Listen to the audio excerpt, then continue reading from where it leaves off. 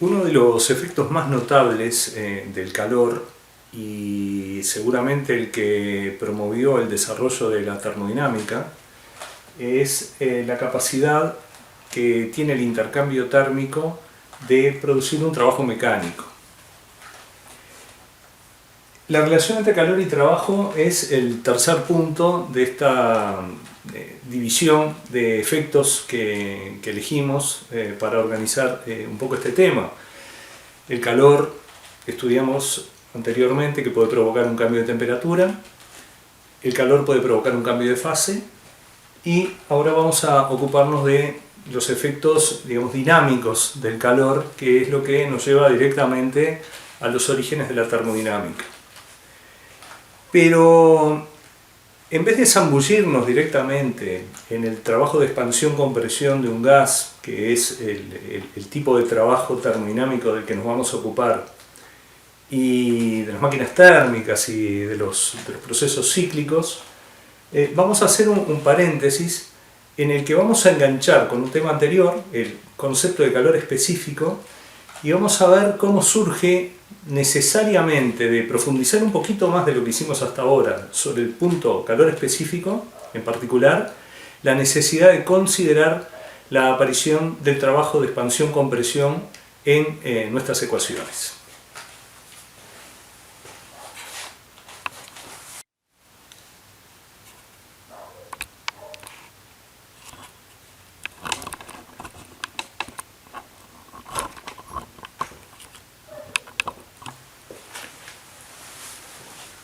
Vamos a tratar de ilustrarlo con un ejemplo, un experimento mental. Consideren dos recipientes de paredes rígidas, A y B. Los recipientes son idénticos, están construidos con el mismo material, y la única diferencia es que el recipiente A tiene una tapa que de alguna manera nosotros se la bloqueamos. Es una tapa que forma parte del conjunto rígido del recipiente, es una tapa inmóvil. O sea, esta tapa no se puede desplazar, está bloqueada. Dibujamos acá unas trabitas para indicar que está bloqueada y que por lo tanto no va a ser sensible a los cambios de presión. En cambio, el recipiente B tiene una tapa que recibe el nombre de émbolo. O sea, nos vamos a acostumbrar bastante al término émbolo en termodinámica, que es una tapa móvil, una tapa es hermética desde el punto de vista material, no permite el intercambio de materia entre el sistema y el entorno, pero puede moverse en el caso de que la presión dentro del recipiente aumente, va a ascender, en el caso de que la presión disminuya con respecto a la presión externa, va a descender, cosa que no sucede en el recipiente A. Bueno, ambos recipientes los llenamos con un gas. Supongamos un gas que se comporta de manera ideal. Es el mismo gas el que colocamos en A que el que colocamos en B. O sea que el gas contenido en A es el mismo gas que el contenido en B. Dos recipientes idénticos con el mismo gas. Pero no solamente es el mismo gas en cuanto a su composición, también es el mismo gas en cuanto a su cantidad química. La cantidad de partículas de A y la cantidad de partículas de B, o sea, la cantidad de partículas del gas es el mismo gas en el recipiente y en el recipiente B es la misma. También se encuentran inicialmente a la misma temperatura. O sea, la temperatura inicial de A y la temperatura inicial de B es la misma. Por lo tanto, el gas que contienen, si está en equilibrio térmico con el recipiente, van a estar también a la misma temperatura. Y ambos recipientes, en el punto de partida, las tapas, en este caso el émbolo, en este caso la tapa rígida, están colocadas de tal manera que el volumen del gas es el mismo. Podría haber agregado acá que la presión dentro del recipiente A y la presión dentro del recipiente B es la misma, pero estaría asumiendo que ustedes no conocen la ley de Avogadro, que dice que volúmenes iguales de gases cualquiera, no tienen por qué ser iguales, en iguales condiciones de temperatura y presión tienen el mismo número de partículas. Bueno, si tenemos el mismo volumen, la misma temperatura y la misma cantidad química, tenemos necesariamente que tener la misma presión, o sea, la presión queda fijada por las otras condiciones, ¿sí? O sea, estas variables determinan que la presión de A sea igual a la presión de B. En principio parece irrelevante, pero es importante también tener en cuenta que ambas presiones inicialmente son iguales. Como ambas presiones son iguales, si bien el recipiente A está bloqueada, su tapa, el recipiente B, que hace que el gas ocupe el mismo volumen, con la tapa móvil, lo que me está indicando es que la presión externa y la presión interna son iguales, ¿sí? O sea, porque si la presión interna fuera mayor, el émbolo del recipiente B estaría más arriba, y si fuera menor, estaría un poquito más abajo, ¿sí? O sea que la presión externa para ambos recipientes, en este caso, es la misma. Ahora, vamos a suponer que a ambos recipientes le suministramos calor. Le suministramos exactamente la misma cantidad de calor, un número determinado de joules de energía en forma de calor. Le suministramos calor, Q, con un mechero o con algún dispositivo, un calentador eléctrico, de alguna manera le suministramos calor, poniéndole un baño de agua caliente, que sería una manera muy eficiente de obtener un calentamiento uniforme y lo suficientemente lento como para que los efectos fueran muy fáciles de seguir.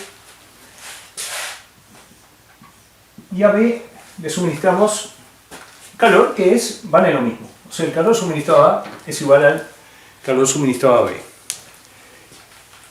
Y supongamos que conocemos el calor que le suministramos, tenemos el valor de ese calor. La pregunta que surge ahora, que no nos la planteamos en la etapa anterior, es, bueno, ese calor, estamos hablando de un sistema gaseoso, o sea, no cabe esperar un cambio de fase. O sea, le estoy suministrando calor a un gas, lo único que puede ocurrir es que se eleve su temperatura. No le vamos a suministrar tanto calor como para que se convierta en un plasma, por ejemplo. O sea, se va a mantener en estado gaseoso. Al suministrarle calor, esperamos que la temperatura aumente. Y de hecho va a aumentar. En estas condiciones, el calor, el efecto que va a tener es un aumento en la temperatura. La temperatura final, tanto de A como de B, van a ser mayores que sus temperaturas iniciales respectivas. Bien, la misma cantidad de calor suministrada al recipiente A con el gas que contiene y el recipiente B. ¿En cuál de los dos casos? Hay varias posibilidades, ¿no? Las temperaturas van a ser iguales, las temperaturas finales. Partimos de la misma temperatura inicial. La temperatura final de A va a ser igual a la temperatura final de B. La temperatura de A va a ser mayor que la temperatura de B, o la temperatura de A va a ser menor que la temperatura de B. Esa es una pregunta clave para entender cómo juega el trabajo en los intercambios térmicos, particularmente cuando los sistemas en cuestión son sistemas gaseosos.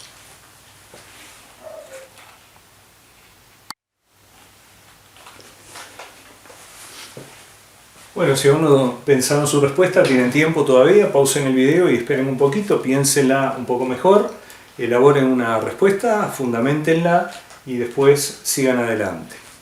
La respuesta es que en estas condiciones en las que estamos trabajando, si al sistema A y al sistema B le suministramos la misma cantidad de calor, vamos a tener temperaturas finales diferentes. La temperatura final de A va a ser mayor que la temperatura final de B. Si esa fue la respuesta que encontraron, estaban en lo cierto. Vamos a ver por qué. Revisen si el resultado que habían imaginado, o sea, deducido por su razonamiento, no tenemos datos para hacer los cálculos, pero evalúen sus argumentos en el caso de que hayan llegado a la conclusión de que las dos temperaturas son iguales o que la relación es la opuesta, o sea que la temperatura final de A fuera menor que la temperatura final de B. No, lo que ocurre es que si reciben la misma cantidad de calor en estas condiciones, A va a alcanzar una temperatura final mayor que la de B, o sea el delta T de A va a ser mayor que el delta T de B. Y vamos a ver enseguida cómo lo fundamentamos. O sea, algo está pasando ahí que se nos está escapando y que no estuvimos viendo, no lo contemplamos en el estudio anterior cuando utilizamos nuestra tan útil, por otra parte, fórmula Q es igual a masa por calor específico por delta T, que sigue siendo válida, por supuesto, pero no dijimos todo lo que se puede decir sobre esta expresión.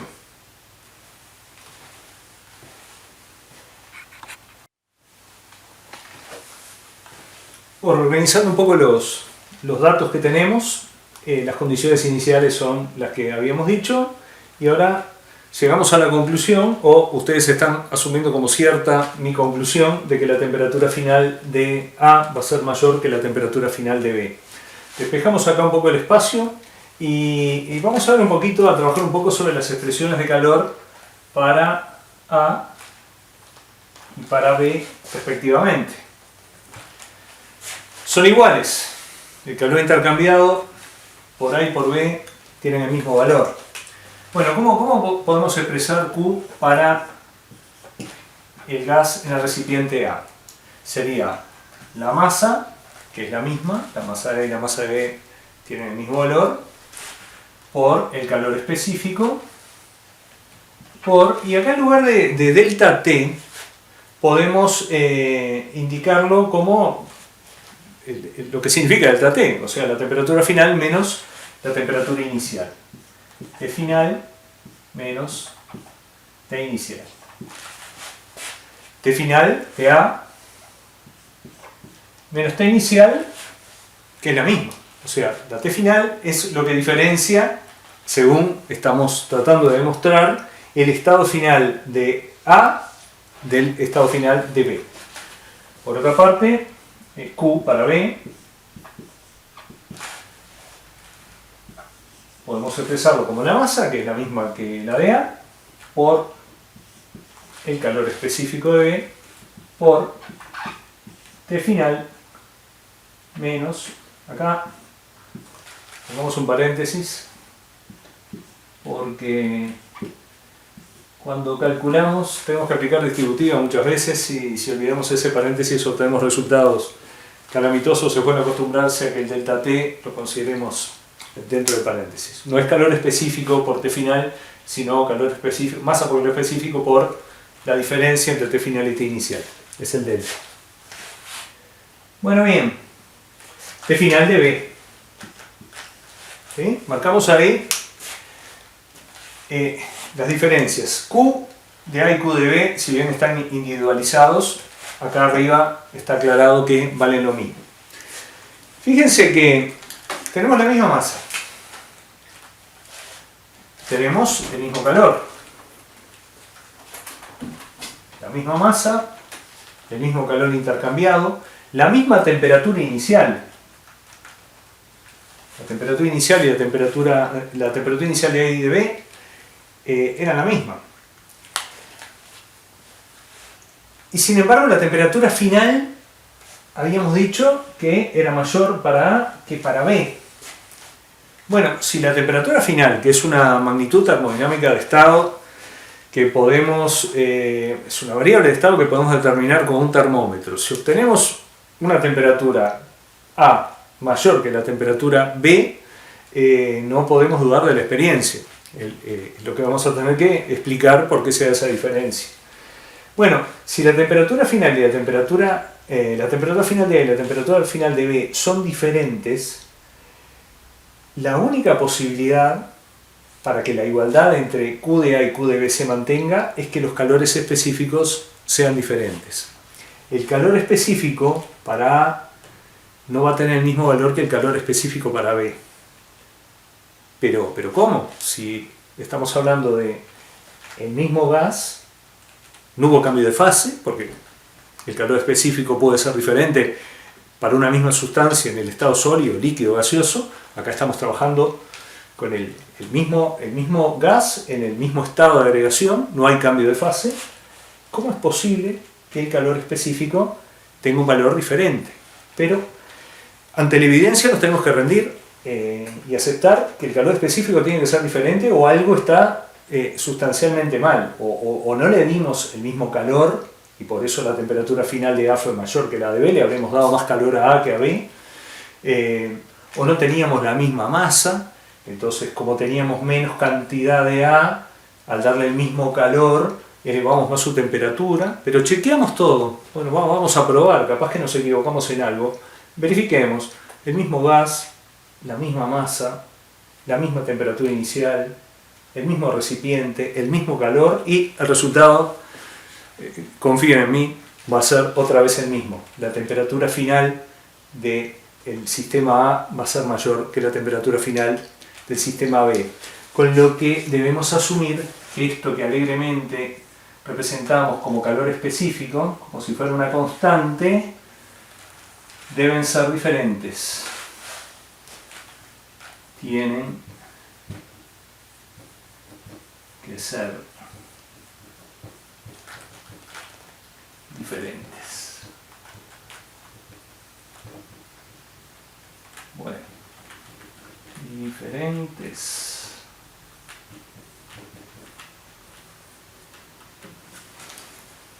No hay más remedio que aceptar eso. Los calores específicos, en este caso, tienen valores diferentes porque si no nos explicarían las diferencias en las temperaturas finales de ambos sistemas. Ahora la pregunta es, ¿por qué?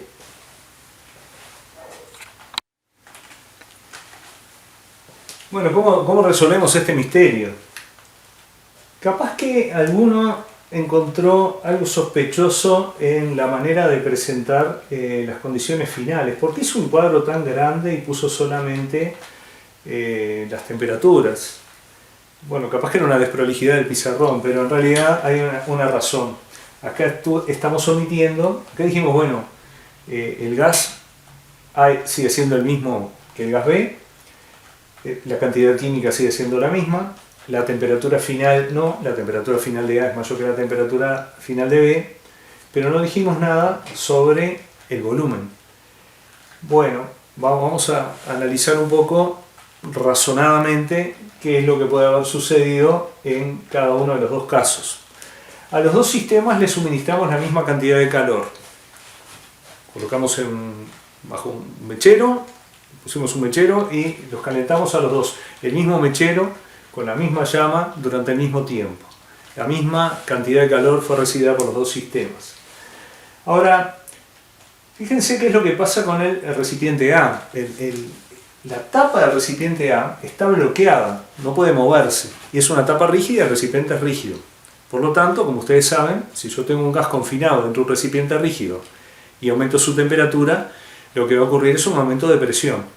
¿Sí? Ese aumento de presión, la presión interna del gas, ¿sí?, va a ser sostenida por la presión ejercida por las paredes del recipiente. Ya no me importa la presión atmosférica, porque en realidad es el recipiente con su rigidez el que está conteniendo ese gas que quiere expandirse pero no puede. ¿Qué es lo que pasa en el caso de B? O sea, en este caso la presión interna y la presión externa se están igualando. Hasta que explota el recipiente van a mantenerse igualadas. O sea, la prueba de que están igualadas, no piensen en la presión atmosférica, piensen en la presión que ejercen las paredes. O sea, hay una presión ejercida por el gas contra las paredes, pero también hay una presión que ejercen las paredes contra el gas y no lo dejan expandirse. ¿Sí?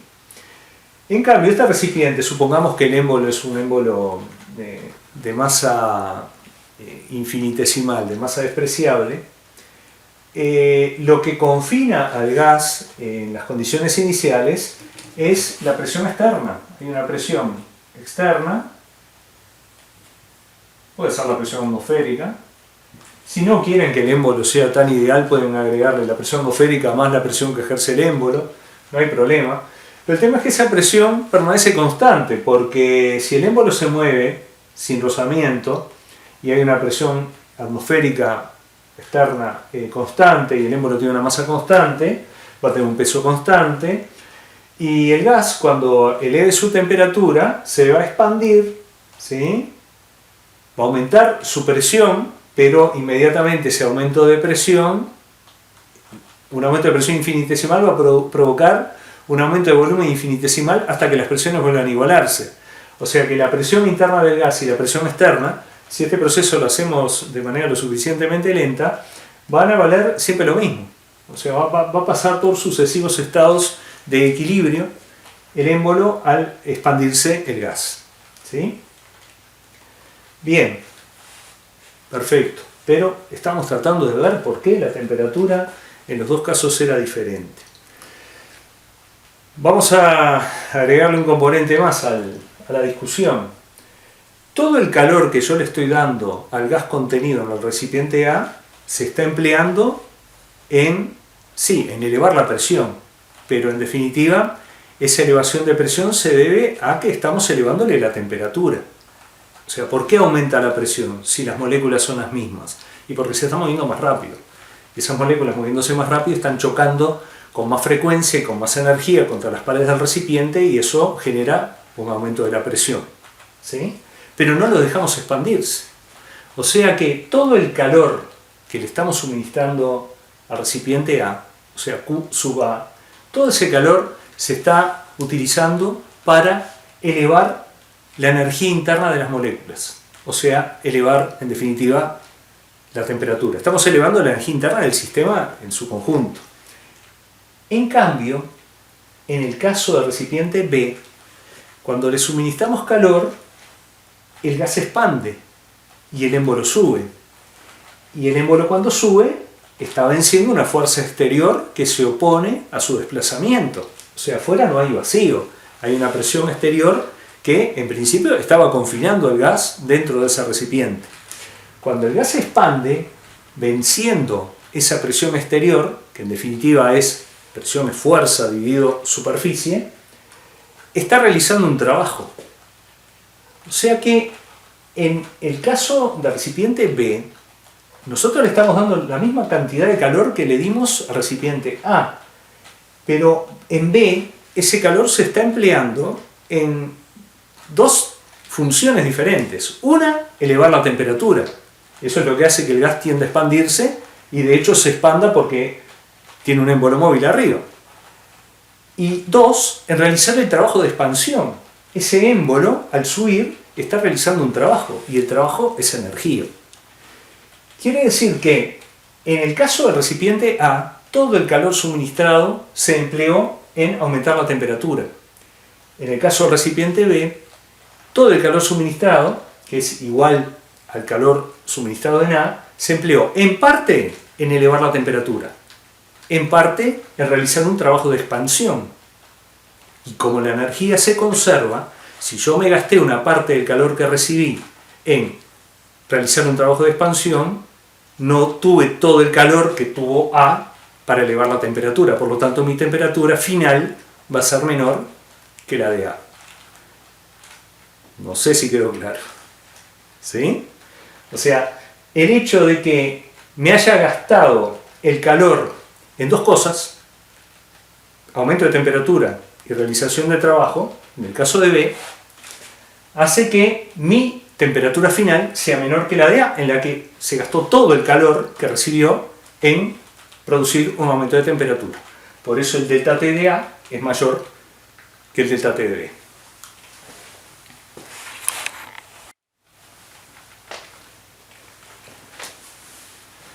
Esto que acabamos de decir lo podemos ir formalizando para que quede más estructurado, diciendo que en el caso del recipiente A trabajamos a volumen constante.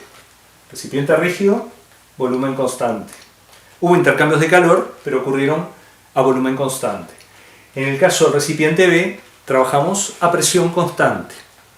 O sea, el volumen se modificó porque hubo una expansión al producirse un aumento de la temperatura. Entonces volvamos a la definición de calor específico, aquella que no anotamos, que yo les dije que no íbamos a preguntar definiciones, pero que era importante conceptualizarla.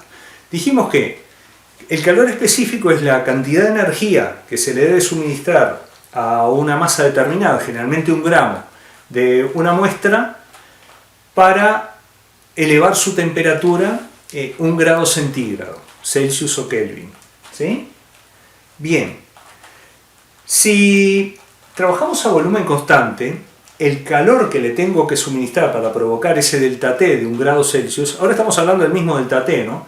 Si yo quiero producir un delta T de 1 grado Celsius y se lo doy a un sistema que se encuentra a volumen constante y que va a permanecer durante todo el intercambio térmico a volumen constante, ese calor va a ser una determinada cantidad que necesariamente va a ser menor que si trabajamos a presión constante, porque ese mismo calor suministrado a presión constante no se va a utilizar todo en aumentar la temperatura 1 grado centígrado. Parte se va a perder en la realización del trabajo de expansión. Quiere decir que si yo quiero provocar el mismo delta T en los dos gases, a volumen constante y a presión constante, voy a tener que suministrarle más calor al que se encuentra a presión constante, porque se me va a gastar, digamos, parte del calor que le di en algo que no era mi intención, que era elevar su temperatura. Yo quería elevar la temperatura 1 grado Celsius y el muy bandido se gastó parte de esa energía en realizar trabajo. Entonces le tengo que dar más energía todavía. Por lo tanto, si le tengo que dar más calor a presión constante que a volumen constante, la definición de calor específico me lleva necesariamente a considerar que el calor específico a presión constante tiene que ser mayor que el calor específico a volumen constante. Porque si es la cantidad de energía que le tengo que dar, bueno, a presión constante le tengo que dar más energía que a volumen constante para producir lo mismo. Un cambio de 1 grado centígrado en una masa de 1 gramo de sustancia o material.